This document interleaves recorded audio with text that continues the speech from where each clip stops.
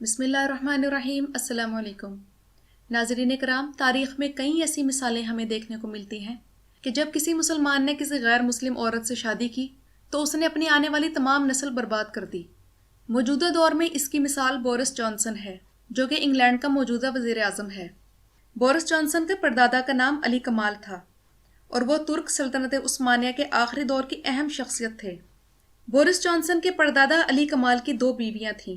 ان کی پہلی بیوی ونفریڈ براؤن تھی، جو کہ ایک اینگلو سوئس عورت تھی، جبکہ علی کمال کی دوسری بیوی ایک مسلمان عورت صبیحہ خانم تھی، جو کہ ایک ممتاز عثمانی پاشا کی بیٹی تھی۔ صبیحہ خانم سے پیدا ہونے والی تمام اولاد آج تک مسلمان ہے، جبکہ ونفریڈ براؤن جو کہ عیسائی عورت تھی، اس سے شادی کے بعد پیدا ہونے والی اولاد ایک نسل بعد ہی غیر مسلم ہو گئی۔ بورس جانسن کے پردادا علی کمال نے ابتدائی تعلیم استنبول میں حاصل کی، لیکن اعلیٰ تعلیم کے لیے بیرون ملک سفر اختیار کیا اور اس سلسلے میں وہ جنیوا اور پیرس میں مقیم رہے، جہاں سے انہوں نے سیاسیات میں ڈگری مکمل کی۔ بیرون ملک قیام کے دوران علی کمال نے سن 1903 میں ایک سوئس انگریز خاتون سے شادی کی۔ اس شادی سے ان کے 2 بچے ہوئے۔ بڑی بیٹی کا نام سلمہ رکھا گیا، جبکہ ان کے بیٹے کا نام عثمان علی رکھا گیا۔ عثمان علی کی پیدائش کے فوراً بعد علی کمال کی اہلیہ کا انتقال ہو گیا اور دونوں بچوں کو پرورش کے لیے ان کے ننیال بھیج دیا گیا، جو کہ اس وقت برطانیہ میں رہتے تھے، اور ان دونوں بچوں کی پرورش ان کی نانی مارگریٹ براؤن نے کی۔ بورس جانسن کے دادا چونکہ ایک صحافی تھے اور وہ اتا ترک اور ینگ ترکس پر تنقید کی وجہ سے مشہور تھے۔ 1909 میں علی کمال پاشا کو اسی مخالفت کی وجہ سے اپنی جان کا خطرہ ہوا تو انہوں نے انگلینڈ میں پناہ لے لی، کیونکہ انہوں نے کمال اتا ترک کی CUP پارٹی یعنی committee of union and progress پر عوامی حلقوں میں سخت تنقید کی تھی۔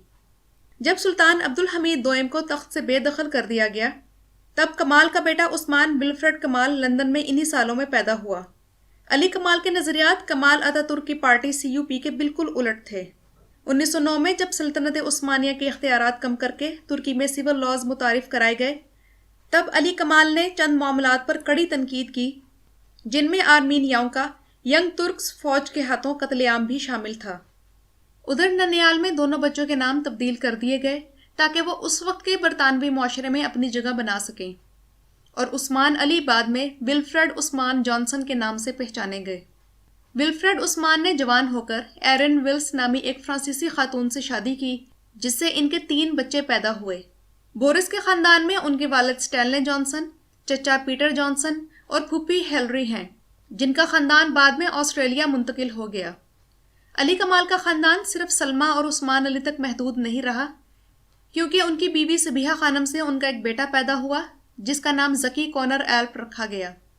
علی کمال کی اولاد میں سے عثمان علی کے سلسلہ نسب نے نہ صرف نام تبدیل کیے بلکہ انہوں نے عیسائی مذہب بھی اختیار کر لیا، جبکہ ان کی دوسری شادی سے ہونے والے بیٹے زکی کی اولاد ابھی تک اسلام کی پیروکار ہے۔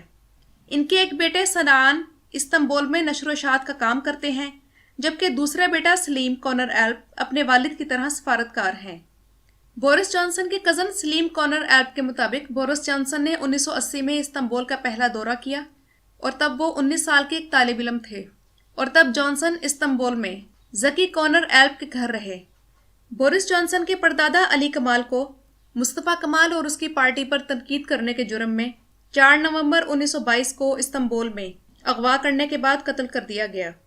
ناظرین کرام، افسوس کی بات تو یہ ہے کہ علی کمال کی مسلمان بیوی سے چلنے والی مسلمان نسل کا اختتام صنعان اور سلیم کونر ایلپ تک ہوتا ہے، کیونکہ ان کے ہاں اولاد نہیں۔